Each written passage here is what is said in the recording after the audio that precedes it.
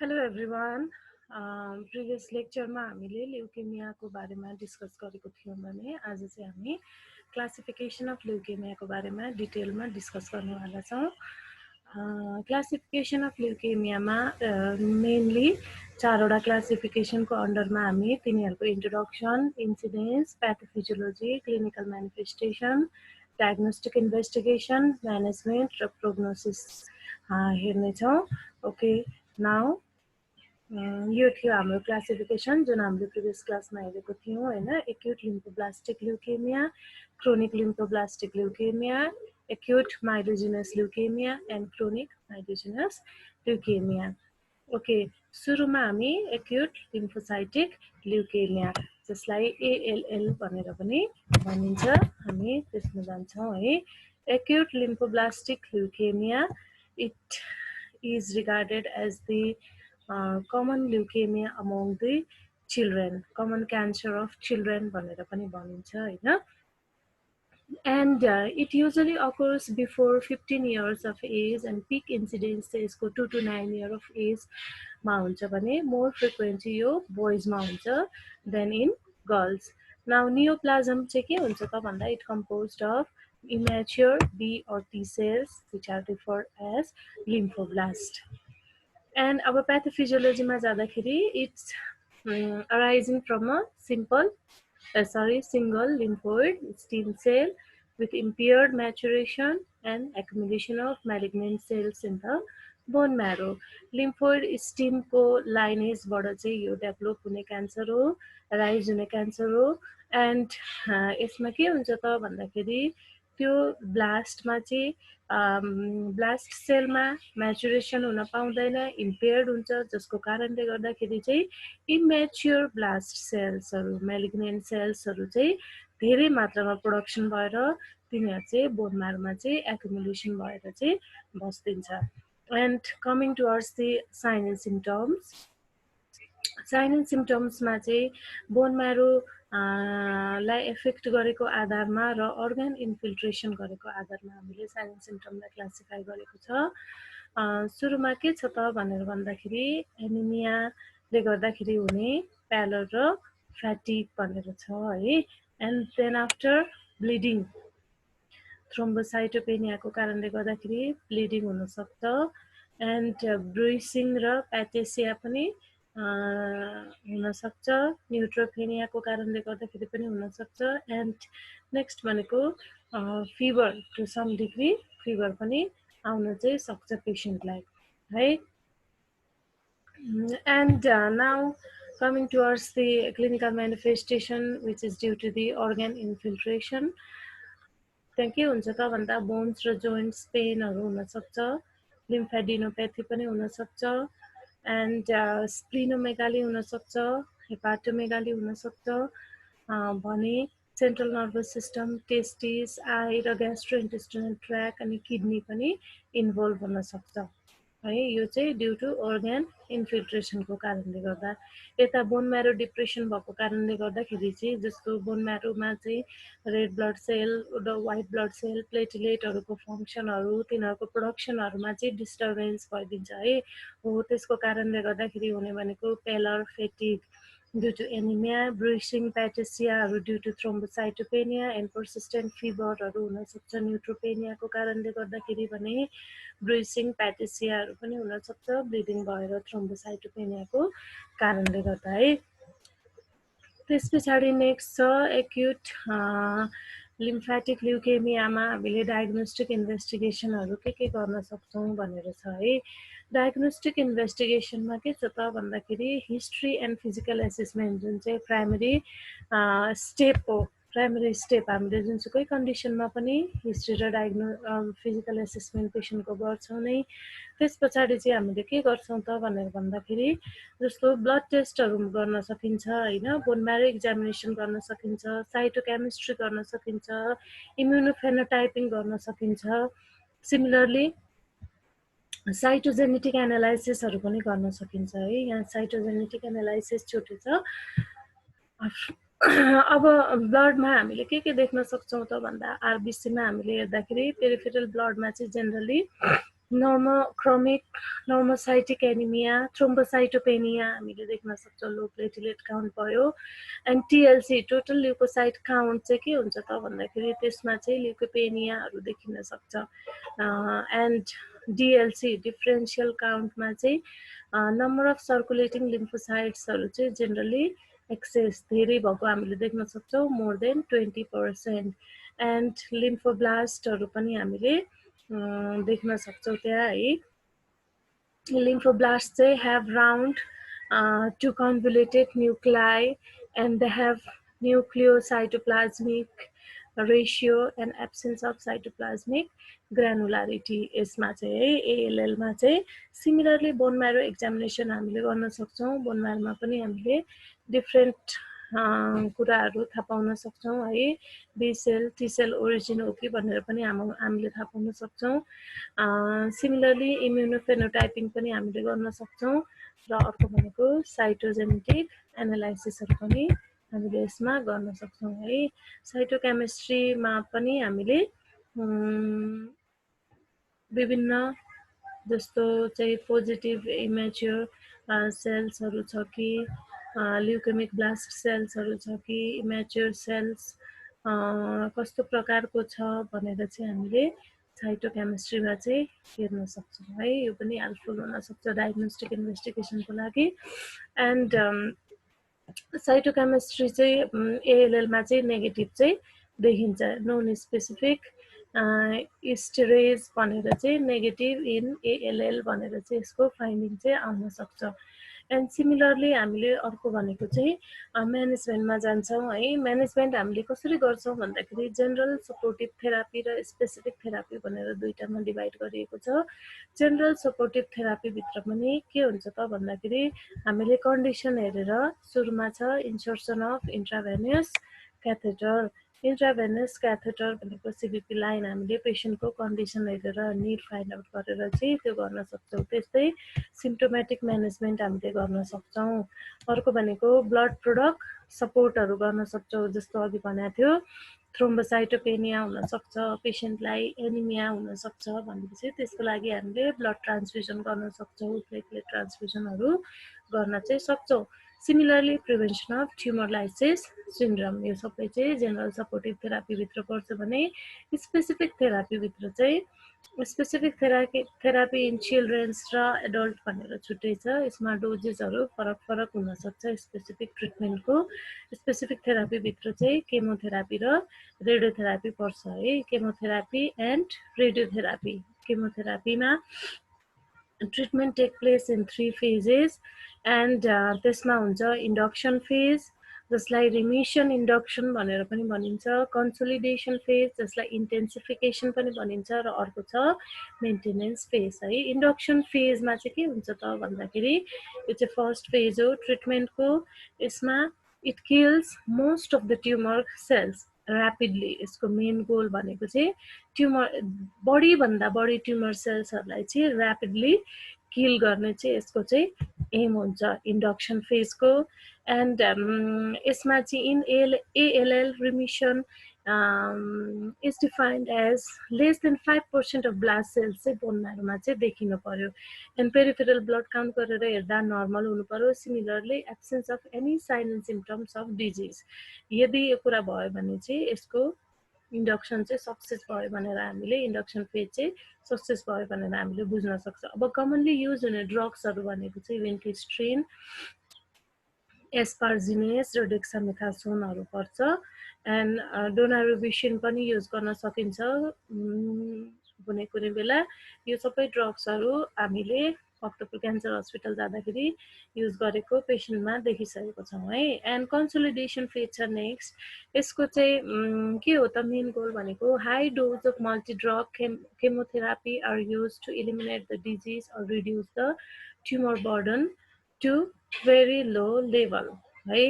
And यसको main use हुने ड्रग्सहरू भनेको विन्किस्ट्रिन, साइक्लोफोस्फामाइड, डोनारोबिसिन र इटोपोसाइड है। एन्ड लास्टमा छ चाहिँ मेन्टेनेन्स फेज। अब मेन्टेनेन्स फेजमा चाहिँ डेली ओरल मेर्काप्टोप्युरिन एन्ड वान्स विकली चाहिँ मेथोट्रेक्सेटहरु चाहिँ पेशेन्टलाई चाहिँ दिइन्छ। And now CNS directed therapy.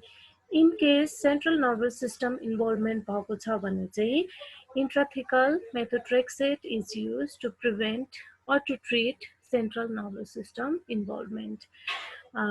प्रोफिल्याक्सिसको रूपमा पनि युज गरिन्छ र ट्रिटमेन्टको रूपमा पनि युज गर्न चाहिँ सकिन्छ है। त्यस पछाडि छ हाम्रो अर्को ट्रिटमेन्टमै हामीले एज अ नर्सेस पेसेन्टलाई नर्सिङ एडभाइसहरू के दिन सक्छौँ त भन्दाखेरि डाइटहरू high protein diet, high fibres diet, fluid इन्टेकहरू चाहिँ बढी मात्रामा गर्नु भनेर एडभाइस गर्न सक्छौँ भने सिमिलरली इन्फेक्सनहरूलाई अभोइड गर्नको लागि ह्यान्ड वासिङ, पर्सनल हाइजिनसँग रिलेटेड कुराहरूमा ध्यान दिन, त्यस पछाडि एभोइडिङ क्राउड, इन्जुरी भनेर चाहिँ एडभाइस गर्न सक्छौँ। Similarly take measures to decrease nausea and to promote appetite. यसले ग्यास्ट्रोइन्टेस्टिनल सिस्टमलाई पनि चाहिँ साइड इफेक्टहरू हुन सक्छ cytotoxic ड्रगहरूको।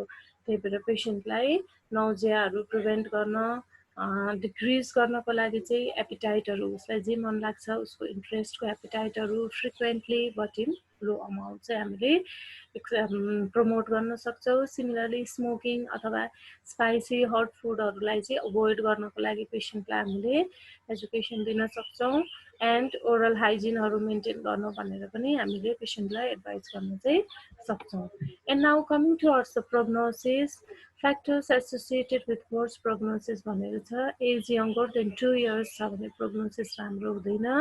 If the patient is less than 2 years and patient has ALL then उसको प्रोग्नोसिस राम्रो देखिएको छैन। In presentation occurring in adults or adulthood, यदि क्लिनिकल प्रेजेन्टेसनहरू एडोलेन्स र एडल्टहुडमा आएर देखिन्छ भने त्यसको पनि प्रोग्नोसिस राम्रो मानिँदैन। र पेरिफेरल WBC काउन्ट चाहिँ ग्रेटर देन 1 लाख छ भने पनि यदि हामीले टेस्ट गर्दाखेरि त्यस्तो पाउँछौँ भने पनि उसको पनि प्रोग्नोसिस चाहिँ राम्रो चाहिँ मानिँदैन। नाउ यो चाहिँ हिस्टोलोजिकल भ्यू अफ ALLमा चाहिँ सेल्सहरू ब्लास्ट सेल्सहरूको हिस्टोलोजिकल भ्यू कस्तो हुन्छ भनेर छ है। यो बिचको पर्पल कलरको न्युक्लियस है, यो सेल हो। These are normal cells. Okay, now next classification भित्र पर्छ हाम्रो AML, जसलाई भनिन्छ acute myeloid lymphoma, acute myeloid lymphoma भनेर भनिन्छ है।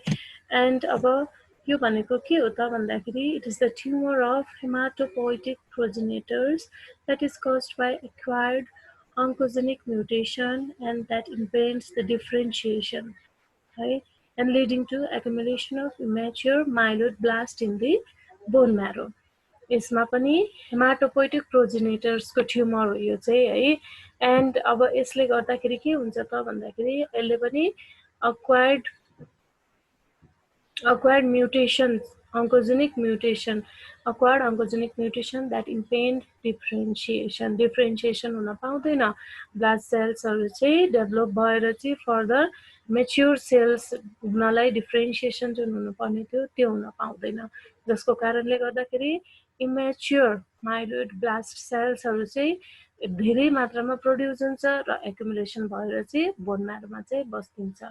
and it is the most common form of acute leukemia in adults है। अघि हामीले चिल्ड्रेन्सको most common form of leukaemia पढ्यौँ भर्खरै, यो चाहिँ एडल्ट्सको। And it occurs at any age but occur most often at adolescence and after the age of 55 to 60 and 10 to 15% in चाइल्डहुडमा पनि देखिन्छ भनेर चाहिँ भनेको छ। अब चाइल्डहुडमा देखिने त होइन, तर एकदमै मिनिमल पर्सेन्टमा 10 to 15% चाहिँ कुनै चाइल्डहुडमा पनि यो चाहिँ देखिन चाहिँ सक्छ। Now coming towards pathophysiology, it is characterized by the development of immature myeloblast in the bone marrow and clinical manifestation मा जाँदाखेरि previously हामीले due to bone marrow failure र अर्को organ infiltration भनेर हेरेका थियौँ। सिमिलरली यसमा पनि bone marrow failure को कारणले गर्दाखेरि के हुन सक्छ भनेर भन्दाखेरि एनिमिया हुन सक्छ, ब्लिडिङ म्यानिफेस्टेसन्सहरू हुन सक्छ, इन्फेक्सन्सहरू हुन सक्छ र फिभरहरू चाहिँ हुन चाहिँ सक्छ। एन्ड नेक्स्टमा छ अब अर्गन इन्फिल्ट्रेसनको कारणले गर्दाखेरि है ओके, यहाँ एनिमियाको कारणले गर्दाखेरि हामीले प्रिभियसली पनि डिस्कस गरेका छौँ के हुनसक्छ भन्दा, जस्तो प्यालर हुनसक्छ, लेथार्जी हुनसक्छ, डिस्निया हुनसक्छ भने ब्लिडिङ मेनिफेस्टेसनको कारणले गर्दाखेरि थ्रोम्बोसाइटोपेनिया हुनसक्छ, जसले गर्दाखेरि चाहिँ स्पोन्टेनियस ब्रुसिङहरू, प्याटेसियाहरू, गम्सबाट ब्लिडिङहरू हुने, ब्लिडिङ टेन्डेन्सिजहरू चाहिँ हुनसक्छ भने infection of mouth, throat, skin, respiratory, perineal र अदर साइट्सहरू चाहिँ मेनली चाहिँ कमन छ यसमा। सिमिलरली चाहिँ फिभर है, फिभर पनि हामीले पेसेन्टमा देख्न चाहिँ सक्छौँ। अब इन्फेक्सनकै कारणले गर्दाखेरि पनि फिभर हुनसक्छ। Then after we move on to due to organ infiltration के हामीले पेसेन्टमा चाहिँ क्लिनिकल मेनिफेस्टेसनहरू देख्न सक्छौँ भनेर छ है। एन्ड अर्गान इन्फिल्ट्रेसनको कारणले गर्दाखेरि हुने भनेको चाहिँ पेन एन्ड टेन्डरनेस अफ बोन्सहरू हुनसक्छ। And similarly lymphadenopathy, example pain and tenderness of बोन्समा चाहिँ स्टर्नल बोन्सले चाहिँ मेनली इन्भल्भ भएको हामीले पाउन सक्छौँ। एन्ड लिम्फेडिनोप्याथी भनेको यसमा चाहिँ इन्लार्जमेन्ट अफ टन्सिल्सहरू हामीले देख्न सक्छौँ पेसेन्टमा। सिमिलरली स्प्लिनोमेगाली, स्प्लिनिक इन्फ्र्याक्सनहरू, त्यस पछाडि सब क्याप्सुलर हेमोरेजहरू एन्ड स्प्लिनिक रप्चरहरू चाहिँ हामीले देख्न सक्छौँ पेसेन्टमा। भने अर्को भनेको हेपाटोमेगाली है, पेसेन्टमा देख्न सक्छौँ। It is frequently present but due to leukaemic infiltration, तर however the infiltrate usually do not interfere with the liver function. हेपाटोमेगालीमा चाहिँ लिभर फङ्सन चाहिँ अल्टर नभएको पनि हुनसक्छ। त्यस्तै leukaemic infiltration to kidney, and यसमा पनि किडनी फङ्सन चाहिँ अल्टर्ड नभएको पनि हुनसक्छ।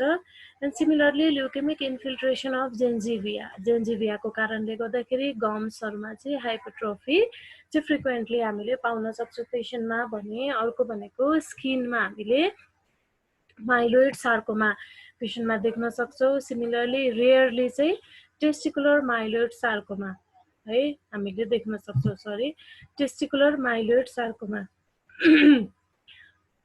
यसमा चाहिँ रियरली टेस्टिसहरू पनि इन्फिल्ट्रेट भएको हुनसक्छ ल्युकेमिक सेल्सहरूको कारणले गर्दाखेरि, जसको कारणले गर्दाखेरि टेस्टिकुलर माइलोइड सार्कोमा हामीले पेसेन्टमा चाहिँ देख्न चाहिँ सक्छौँ है, टेस्टिकुलर माइलोइड सार्कोमा।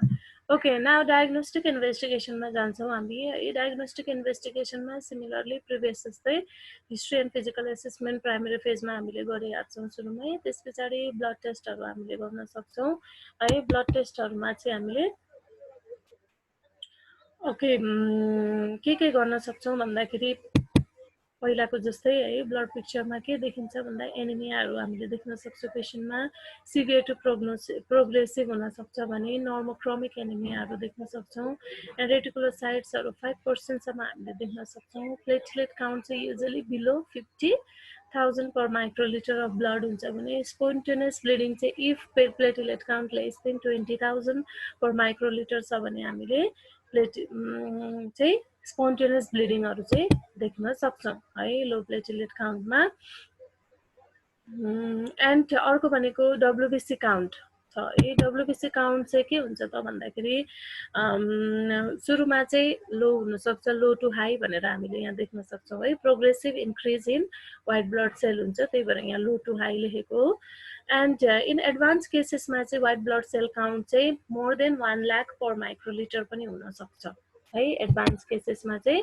भने majority of leucocytes in peripheral blood cells अरू चाहिँ ब्लास्टको रूपमा चाहिँ इमेच्योर ब्लास्ट सेल्सहरू चाहिँ हामीले चाहिँ पेरिफेरल ब्लडमा चाहिँ देख्न चाहिँ सक्छौँ है। एन्ड सिमिलरली अरू भनेको बोन म्यारो एक्जामिनेसन गर्न सक्छौँ, इम्युनोफेनोटाइपिङ गर्न सक्छौँ, साइटोकेमिस्ट्रीहरू हामीले गर्न सक्छौँ। त्यस पछाडि म्यानेजमेन्टमा हामी जान्छौँ। म्यानेजमेन्ट चाहिँ जेनरल सपोर्टिभ थेरापी र स्पेसिफिक थेरापी भनेर डिभाइड गरिएको छ यसमा पनि।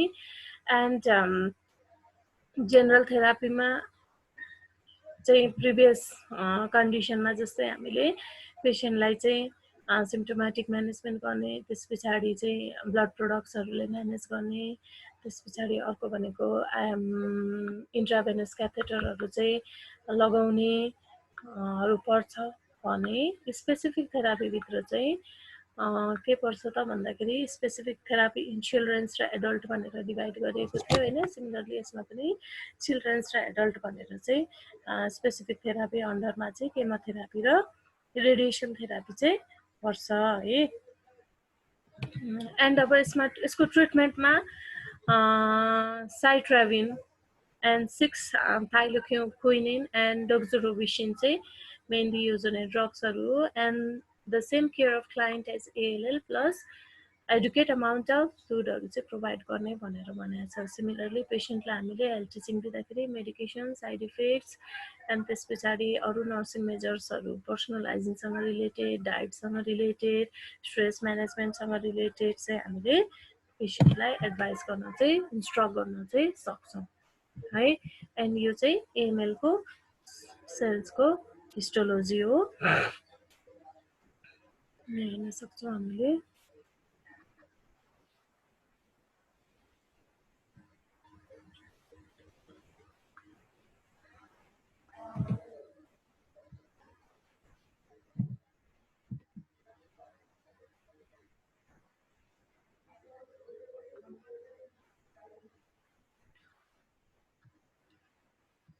ओके, अब नेक्स्ट छ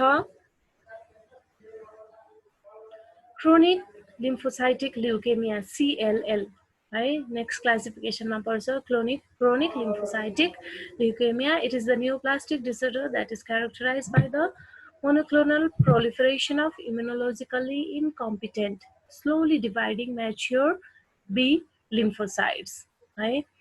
एन्ड यसमा चाहिँ के हुन्छ त ब्लास्टहरू चाहिँ हुँदैन, स्लोली डिभाइडिङ म्याच्योर बी लिम्फोसाइट्सहरू चाहिँ हुन्छन्। यो चाहिँ क्रोनिक लिम्फोसाइटिक ल्युकेमियामा हो है। अघि हामीले एक्युट दुईटा कन्डिसन पढेको थियौँ जसमा चाहिँ इम्याच्योर ब्लास्ट सेल्सहरू चाहिँ बोन म्यारोमा एकदम धेरै अमाउन्टमा चाहिँ एक्युमुलेट भएर चाहिँ बस्ने भनेर हामीले देखेको थियौँ भने यो चाहिँ के हो त भन्दाखेरि क्रोनिक लिम्फोसाइटिक ल्युकेमिया। क्रोनिक भन्ने बित्तिकै यसमा के हुन्छ डिफ्रेन्सिएसन एरेस्ट हुन्छ अलिक पछाडिको स्टेजमा गएर, जब चाहिँ ब्लास्ट सेल्सहरू चाहिँ म्याच्योर हुने जुन स्टेप हुन्छ, म्याच्योर हुने स्टेपमा ब्लास्ट सेल्सहरू चाहिँ म्याच्योर भइसकेपछि बल्ल त्यहाँ डिफ्रेन्सिएसन स्टप भइदिन्छ अनि त्यस पछाडि चाहिँ बल्ल म्याच्योर बी लिम्फोसाइट्सहरूले आफ्नो फङ्सन्सहरू चाहिँ गर्न सक्दैनन् है। And the incidence of CLL increased with age and is rare under the age of 35 and it is common in men. यसको इन्सिडेन्स हेर्दाखेरि त्यस पछाडि हामी जान्छौँ प्याथोफिजियोलोजीमा। It is characterize by proliferation of small abnormal mature B lymphocytes and often leading to decreased synthesis of immunoglobulin and depressed antibody response, and the number of mature lymphocytes in peripheral blood smear and bone marrow are greatly increased है। Now यसको clinical म्यानिफेस्टेसन्समा जाँदाखेरि चाहिँ usually there is no symptoms. सुरुमा हामीले कुनै पनि सिम्टम्सहरू देख्न सक्दैनौँ भने chronic fatigue, weakness, anorexia, splenomegaly, hepatomegaly, लिम्फेडिनोप्याथीहरू हामीले पछाडि देख्न पनि सक्छौँ है। एन्ड सिमिलरली अरू भनेको प्रोराइटिक भेसिकुलर स्किन लिजन्सहरू हामीले देख्न सक्छौँ पेसेन्टमा है। एन्ड अर्को भनेको एनिमिया हामीले देख्न सक्छौँ, त्यस्तै थ्रोम्बोसाइटोपेनिया देख्न सक्छौँ। WBC काउन्ट चाहिँ elevated to a level between 20,000 to 1 lakh and increase blood viscosity and clotting episodes चाहिँ एज अ साइन एन्ड सिम्टमको रूपमा हामीले देख्न सक्छौँ। अब डायग्नोस्टिक टेस्टहरूमा जाँदाखेरि चाहिँ यसमा पनि हिस्ट्री र फिजिकल एसेसमेन्ट फर्स्टमा गरिन्छ, त्यस पछाडि भनेको blood test, bone marrow examination same छ है। इम्युनोफेनोटाइपिङको देख्न सकिन्छ एन्ड साइटोजेनिक एनालाइसिसहरू हामीले हेर्न सक्छौँ एन्ड इम्युनोलोजिकल स्टडिजहरू पनि हामीले चाहिँ गर्न चाहिँ सक्छौँ। एन्ड यसको diagnosis is based on the peripheral blood picture, bone marrow examination, immunophenotyping, cytogenic analysis and same immunological studies. अब ब्लड टेस्टमा हामीले के देख्छौँ त भन्दाखेरि नर्मोसाइटिक नर्मोक्रोमिक एनिमिया हामीले देख्न सक्छ, युजली माइल्ड टु मोडरेट हुन्छ एनिमिया। एन्ड WBC काउन्ट चाहिँ वाइट ब्लड सेल काउन्ट चाहिँ इन्क्रिज भएको हुन्छ, भने अर्को भनेको there is mark leukocytosis but less than that seen in CML. CML भन्दा चाहिँ थोरै नै देखिन्छ ल्युकोसाइटोसिस भने typically more than 90% of leukocytes are mature in small lymphocytes है। यो चाहिँ हामीले ब्लड पिक्चरमा देख्ने भयौँ। ब्लड पिक्चरमा के चेन्जेस देख्छौँ भनेर थियो है भर्खर मैले भनेको कुरा चाहिँ।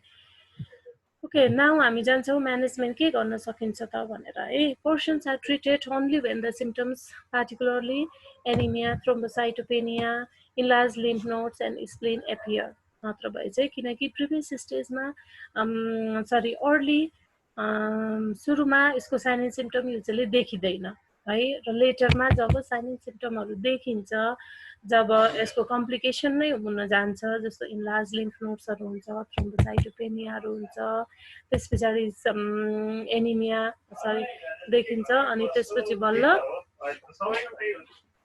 हामीले चाहिँ यसको ट्रिटमेन्ट चाहिँ गर्छौँ। त्यस पछाडि केमोथेरापी एजेन्टहरू हामीले के युज गर्न सक्छौँ भन्दा क्लोराम्ब्युकल एन्ड ग्लुकोकोर्टिकोइड्सहरू चाहिँ युज गर्न सकिन्छ भने क्लाइन्ट एन्ड फ्यामिली एजुकेसनहरू चाहिँ हामीले दिनुपर्छ। एन्ड क्लाइन्ट एन्ड फ्यामिली एजुकेसनमा हामीले के दिन सक्छौँ त एज अ नर्स भन्दा सिमिलरली प्रिभियस कन्डिसनहरूमा पनि हामीले के भनेको थियौँ त भन्दाखेरि डाइटसँग रिलेटेड हामीले एजुकेसनहरू दिन सक्छौँ, जस्तो high fibrous diet, high nutritious डाइटहरू, फ्लुइड इन्टेकहरू इन्क्रिज गर्न भनेर एडभाइस गर्न सक्छौँ।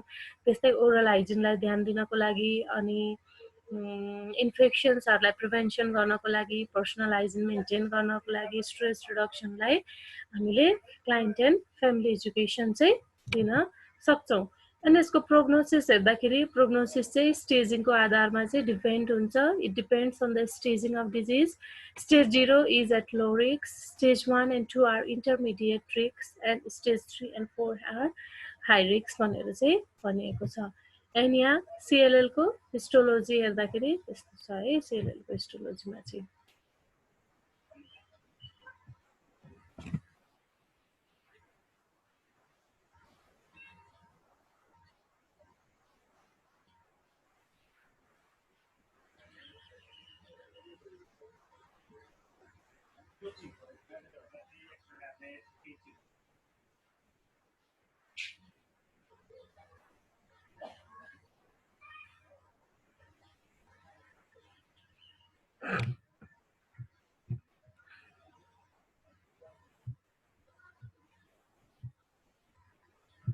Okay, now last classification अन्तर्गत पर्ने क्रोनिक माइलोजेनस ल्युकेमिया, जसलाई CML भनेर पनि भनिन्छ है। It is established by identification of the clone of hematopoietic stem cells that possess the balanced reciprocal translocation between chromosome 9 and 22 forming Philadelphia chromosome. यो चाहिँ WHO ले दिएको डेफिनेसन अन्तर्गत हो। एन्ड फिलाडेल्फिया क्रोमोजोम भनेको चाहिँ it is the chromosomal abnormality and that causes the chronic myeloid leukaemia भनेर चाहिँ भनेको छ है। एन्ड नाउ अब ओके, यसमा के छ त भन्दाखेरि क्रोमोजोम 9 and 22 बिचको चाहिँ it is established by identification of the clone of hematopoietic stem cell, and that poses the balanced reciprocal translocation between the chromosome 9 and 22. chromosome 9 र 22 मा reciprocal translocation हामीले देख्न सक्छौँ, जसको कारणले गर्दाखेरि फिलाडेल्फिया क्रोमोजोम चाहिँ फर्म गरेको हुन्छ। And that is a type of chromosomal abnormality जसले चाहिँ क्रोनिक माइलोइड ल्युकेमिया कज गरेको पाइएको चाहिँ छ है। एन्ड हामी नेक्स्टमा जान्छौँ। It occurs between 25 to 60 years of age and peak to 45 years। 45 yearsमा चाहिँ पिक हुने गर्छ। It is cause by mainly चाहिँ it is cause by benzene exposure and high dose of radiation भनेर भनिएको छ। यसको लागि कजेटिभ फ्याक्टर चाहिँ बेन्जिन एक्सपोजर धेरै मात्रामा र हाई डोज अफ रेडिएसनलाई चाहिँ पोजिटिभ फ्याक्टरको रूपमा मानिएको छ भने अब यसको क्लिनिकल मेनिफेस्टेसन्समा जाँदाखेरि चाहिँ there is no symptoms of disease भनेर भनेको छ है, किनकि दिस इज अल्सो क्रोनिक है। क्रोनिकमा हामीले सुरुमा सिम्टम्सहरू नदेख्न पनि सक्छौँ भने अरू क्लासिक सिम्टम्सहरूमा के पर्छ त भन्दाखेरि फिभर हुनसक्छ पेसेन्टलाई, विकनेस हुनसक्छ, सिमिलरली वेट लसहरू हुनसक्छ, फ्याटिग हुनसक्छ, जोइन्ट्स एन्ड बोन पेन्सहरू पनि हुन चाहिँ सक्छ। सिमिलरली म्यासिभ स्प्लिनोमेगाली है एन्ड कोरेस्पोन्डिङ एनिमिया थ्रोम्बोसाइटोपेनियाहरू पनि हामीले चाहिँ देख्न सक्छौँ है। एन्ड एक्सिलरेटेड फेज अफ डिजिजमा चाहिँ it is characterized by increasing number of granulocytes in peripheral blood. Peripheral blood test गरेर हेर्दाखेरि चाहिँ हामीले granulocytesहरूको नम्बर चाहिँ इन्क्रिज भएको पाउन चाहिँ सक्छौँ। एन्ड अब यसको डायग्नोस्टिक इन्भेस्टिगेसनमा जाँदाखेरि चाहिँ यसको लागि हिस्ट्री एन्ड फिजिकल एसेसमेन्ट हामीले छुटाउनु नै भएन, हामीले अगाडिको 3टा कन्डिसनहरूमा पनि भनिरहेछौँ है। एन्ड त्यो चाहिँ जुनसुकै कन्डिसनमा पनि हामीले गर्छौँ नै भने अरू भनेको ब्लड टेस्टहरू गर्न सक्छौँ जसमा आरबिसी काउन्टहरू लोअर भएको हामीले देख्छौँ, हेमोग्लोबिन हेमाटोक्रिटहरू लोअर भएको देख्न सक्छौँ, हाई प्लेटिलेट काउन्ट चाहिँ सुरुमा देख्न सक्छौँ भने बिस्तारै प्रोग्रेसिभली चाहिँ प्लेटिलेट काउन्टहरू चाहिँ फेरि डिक्रिज भएको हामीले पाउन चाहिँ सक्छौँ। एन्ड जसले गर्दाखेरि थ्रोम्बोसाइटोपेनिया हामीले पेसेन्टमा देख्न सक्छौँ। एन्ड अर्को भनेको normal number of lymphocytes and normal और लो नम्बर अफ मोनोसाइट्सहरू चाहिँ डब्लुबिसीमा हामीले देख्न चाहिँ सक्छौँ। यो चाहिँ ब्लड टेस्ट गरेर हेर्दाखेरिको कुरा है। एन्ड अब ट्रिटमेन्टमा भनेको चाहिँ अरू हामीले के गर्न सक्छौँ त भन्दाखेरि कमनली युज हुने ड्रग्सहरू भनेको हाइड्रोक्स्युरिया र ब्युसल्फान है। एन्ड यो युज गर्दाखेरि चाहिँ हामीले डब्लुबिसीहरू चाहिँ हामीले मोनिटर गरिराख्नुपर्ने चाहिँ हुन्छ है। And the only potential curative therapy of CML is bone marrow transplantation भनेर चाहिँ भनेको छ। एन्ड नर्सिङ इन्टरभेन्सन्समा हामीले अरू के गर्न सक्छौँ भन्दा अगाडि पनि हामीले डिस्कस गरिसकेका छौँ। इन्फेक्सनको लागि हामीले मेजर्सहरू लिन सक्छौँ, इन्फेक्सन प्रिभेन्सनको लागि, प्रमोटिङ सेफ्टीको लागि, ओरल हाइजिनको लागि, फेटिग प्रिभेन्ट गर्नलाई पेसेन्टलाई त्यही अनुसारको पेसेन्टको फिजिकल एक्सर्साइजहरू मेन्टेन गरिदिन सक्छौँ। त्यस पछाडि इफेक्टिभ कोपिङ मेकानिजमको लागि स्ट्रेस रिडक्सन थेरापीहरू गर्न सक्छौँ भने क्लाइन्ट र फ्यामिली एजुकेसनहरू पनि हामीले दिन चाहिँ सक्छौँ। यो चाहिँ सिएमएल हिस्टोलोजी हो है। हिस्टोलोजिकल भ्यू सिएमएल हुँदाखेरिको हिस्टोलोजिकल भ्यू सेल्सहरूको कस्तो हुन्छ भनेर है। ओके, म्यानेजमेन्टमा अब ओभरअलमा हेर्दाखेरि के छ त भन्दाखेरि watchful waiting, chemotherapy, targeted therapy, radiation therapy र स्टिम सेल ट्रान्सप्लान्टेसन छ है। एन्ड ट्रिटमेन्ट चाहिँ चोइस अफ ट्रिटमेन्ट चाहिँ केमा डिपेन्ड हुन्छ भन्दाखेरि मेनली अन द फलोइङ थिङ्समा चाहिँ चोइस अफ ट्रिटमेन्ट चाहिँ डिपेन्ड हुन्छ। टाइप अफ ल्युकेमिया, कस्तो खालको ल्युकेमिया चाहिँ आइदर क्रोनिक हो कि आइदर एक्युट हो, त्यसको आधारमा पनि ट्रिटमेन्ट डिपेन्ड हुन्छ। एज अफ द पेसेन्टमा and whether the leukaemic cells are found in cerebrospinal fluid or not. सेरिब्रोस्पाइनलमा पनि एफेक्ट गरेको छ भने त्यसको लागि ट्रिटमेन्ट छुट्टै नै थियो। अघि हामीले सिएनएस इन्भल्भमेन्टको ट्रिटमेन्ट हेरिसकेको छौँ होइन।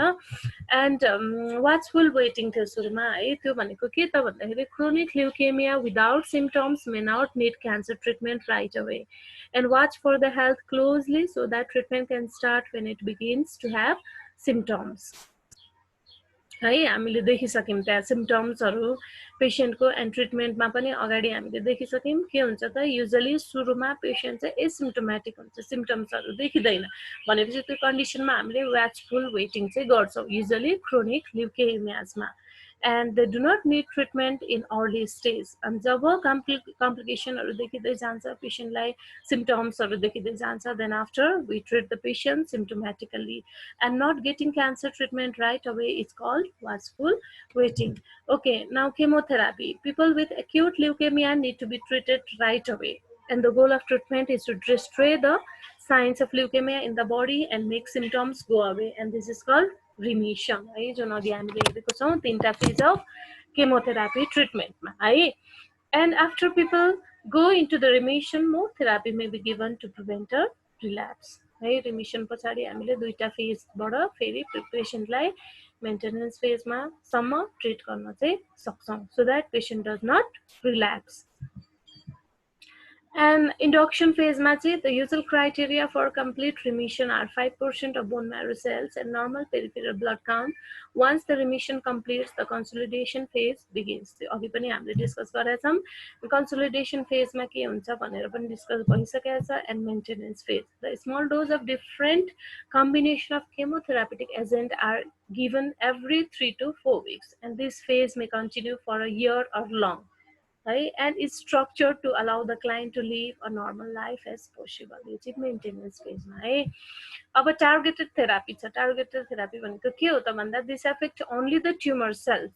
टार्गेट गर्ने कसलाई त भन्दा only tumour cells and spare the normal cells. Normal सेल्सहरूलाई चाहिँ यसले केही पनि असर गर्दैन. Hence decreasing the associated toxicities and gemtuzumab ozogamicin है माइलोटार्ग pronunciation अलिकति difficult रहेछ is an anti D33 and monoclonal antibody linked to calciamine and which is potent cytotoxic agent targeted therapy. It is just an example. And इसको अब next मा छ stem cell transplantation and यसको goal भनेको चाहिँ to totally eliminate the leukemic cells from the body using the combination of chemotherapy with or without the total body irradiation, and it eradicates the patient hematopoietic stem cells and replace with those of the HLA masked human leukocyte antigen.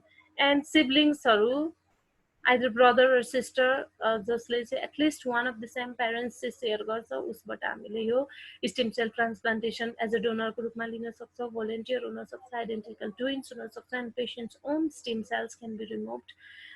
patient को own stem cells यदि पहिल्यै remove गरेर preserve गरेर राखेको छ भने त्यो कन्डिसनमा पनि हामीले त्यो stem cells ट्रान्सफर गर्न चाहिँ सक्छौं. and which is in Nepal चाहिँ यो चाहिँ त्यति प्र्याक्टिसमा चाहिँ छैन.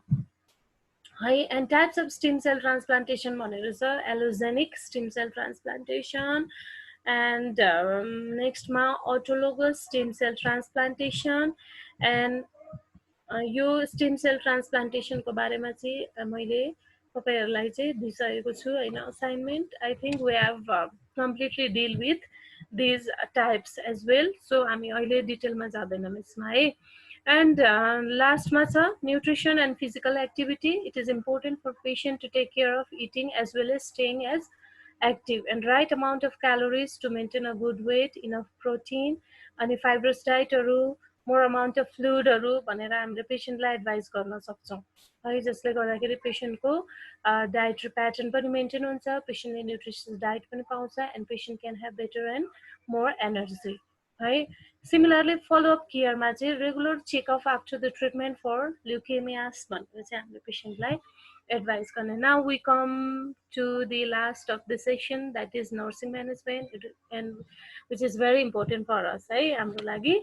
And अब nursing management गर्दा हामीले nursing process लाई नै adopt गरेर नै जान्छौं, जसमा हामीले assessment, diagnostic, goal बनाएर चाहिँ intervention गर्ने गर्छौं है. यहाँ डायग्नोसिसहरु बनाइया छ एकचोटी सर र हेरौं. impaired oral mucous membrane related to low platelet count or effect of pathological condition and treatment, and ineffective therapeutic management related to lack of knowledge of disease process, activity and medication, imbalanced nutrition, less than body requirement related to anorexia, pain and fatigue, risks for injury related to low platelet count and treatment. And these were the nursing diagnosis. Hope तपाईहरुले चाहिँ यो diagnosis हेरेर चाहिँ यसको goals as well as यसको intervention as well as whole nursing process लाई adopt गरेर चाहिँ care plan बनाएर चाहिँ as a assignment submit गर्नुहुन्छ होला है. Okay, this was all about the classification of leukemias. यदि यसमा केही पनि कन्फ्युजन छ भने you can query me, you can message me, and हामी फेरि डिस्कस गर्ने नै छौं.